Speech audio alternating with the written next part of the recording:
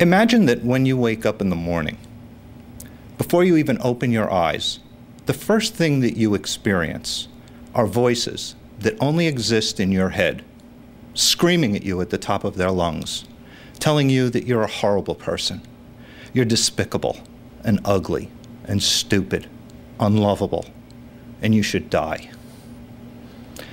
And it stays like that until you go to bed at night.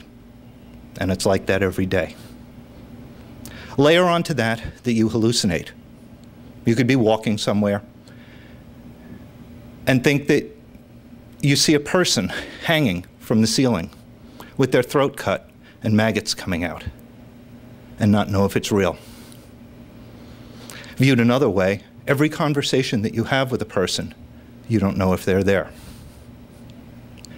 Layer onto that you live in a society that takes your condition and shuns you, mocks you, discriminates against you, and laughs at you because you're different. Fortunately, that isn't your life.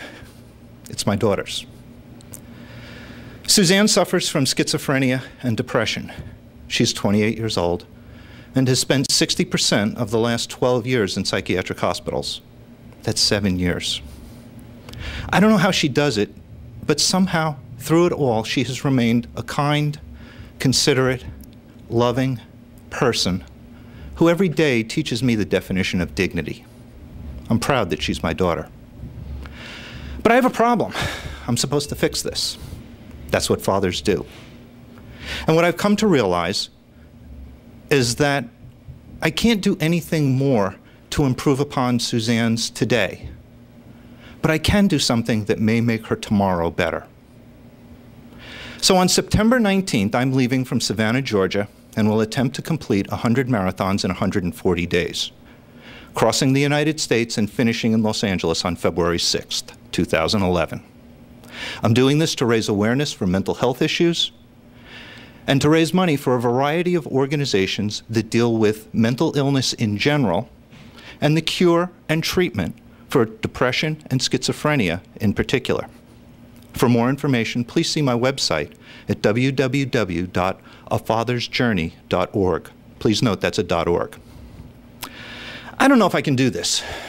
5 marathons a week for 20 weeks is a pretty tall order.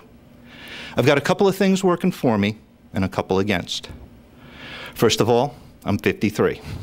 This idea would have made a whole lot more sense if I was 30 years younger.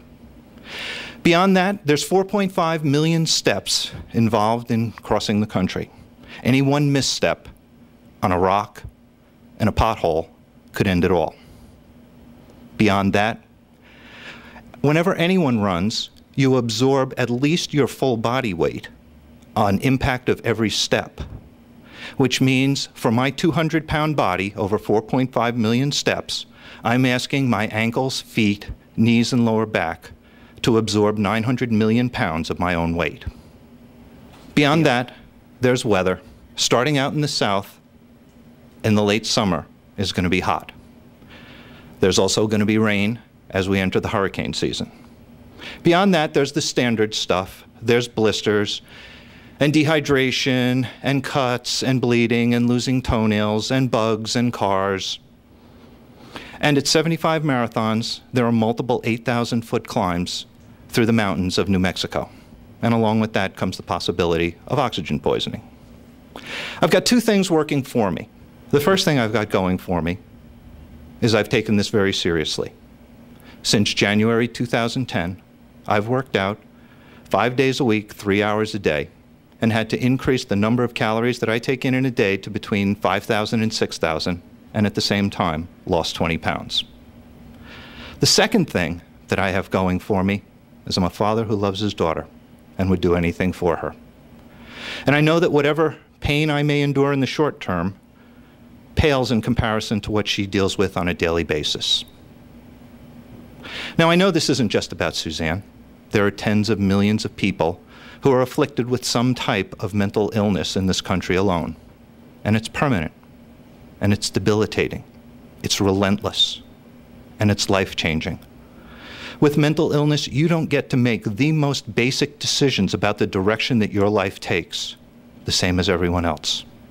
And that's not fair. So I've decided I want to do something to try and help. I hope you'll join me. Thank you.